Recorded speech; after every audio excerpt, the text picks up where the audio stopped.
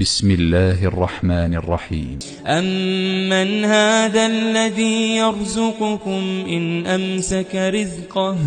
بل لجوا في عتو ونفور أفمن يمشي مكبا على وجهه أهدى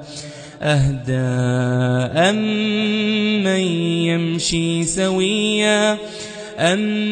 يمشي سويا على صراط